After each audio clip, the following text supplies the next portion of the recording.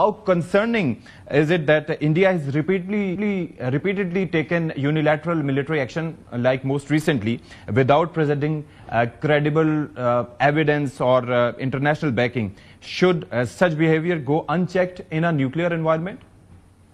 Well, first of all, Satti, thank you for having me on. As you said, first of all, these are both nuclear powers. Yeah. And so taking any sort of unilateral actions is a problem. And it's not just a regional problem, which is very much part of the narrative. It's a global problem.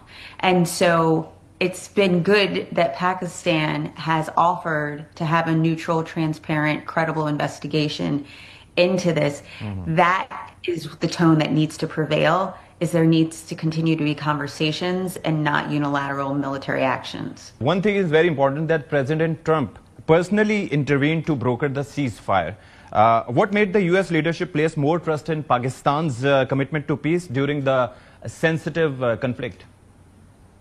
Well, I think, number one, I think anyone who has lived through 9/11, we know how much support Pakistan did provide the U.S.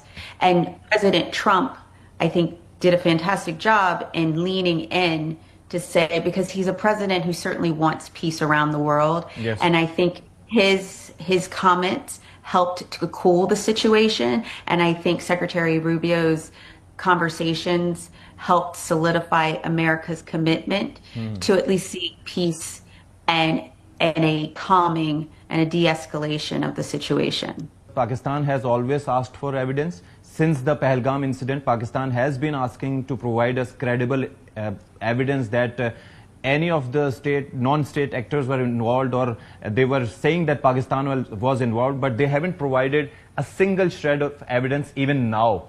And while we look at Indian operations, we have seen many a times, like the Jafar Express incidents, like what we have seen in Balochistan.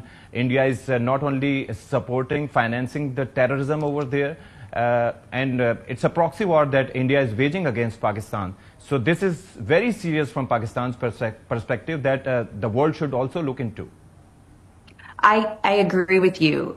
I think the world needs to be brought into this conversation because, as you've said, it continues to be a hotly contested area, and while things have calmed recently, it could very well escalate again.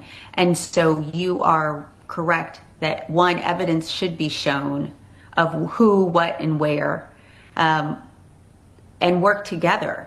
Pakistan, again, I think has been very measured, only going after military sites. It's been very measured in its retaliation and its responses. But India also has to take a measured approach because this is not conventional warfare. And so it could turn into a full-blown nuclear war because absolutely correct. It could absolutely, and it's very likely could. So based on what India has been doing, the media manipulation, the war rhetoric, the war-mongering attitude, and Pakistan's measured response according to that, shouldn't US be thinking about adopting a more even-handed policy? I always think America should adopt even-handed policies, but again, America is always looking at what's in its interest, and especially right now. And what I will tell you, what is not in the United States' interest or anyone else's interest is a nuclear face-off between India and Pakistan. And so I would expect that the U.S. and particularly Secretary Rubio will lean in to ensure that that doesn't happen. But I agree with you, some of the misinformation that was promulgated was incredibly incendiary and truly could have caused a nuclear show-off. Isn't that the time that Washington recognizes Pakistan's not just as a crisis responder, but as a strategic stabilizer and equal regional stakeholder? I think absolutely, and I think the United States does see Pakistan as a strategic partner. I think Pakistan's been a strategic partner for over 25 years. Like we've worked very closely with Pakistan. I've traveled to Pakistan in my previous jobs and positions. And so, yes, I hope that the administration will deal evenly with Pakistan, because Pakistan is of strategic importance, not only to the U.S., but to the world. And I think that's very important for people to understand. This is not a regional kind of, Kashmir is not just about India, Pakistan. When you're talking about two nuclear powers, this is a global situation. And I applaud the international partners who also helped calm the waters. But yes, does the U.S. need to pay more attention to Pakistan, to its needs, to the challenges that it faces? This is the time to step up, because we don't want another attack. And one more thing, there is one more thing that is very important. During this conflict, the Kashmir dispute has been internationalized. And the other thing is that India has weaponized the rivers.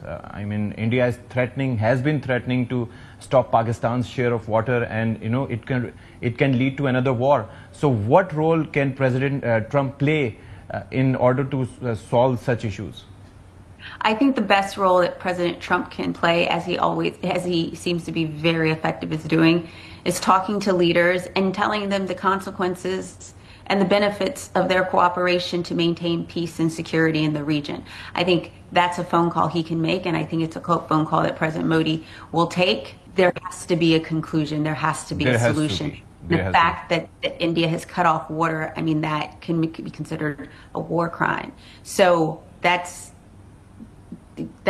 has to be addressed. You cannot deny people water. So I'm disappointed that India made that decision.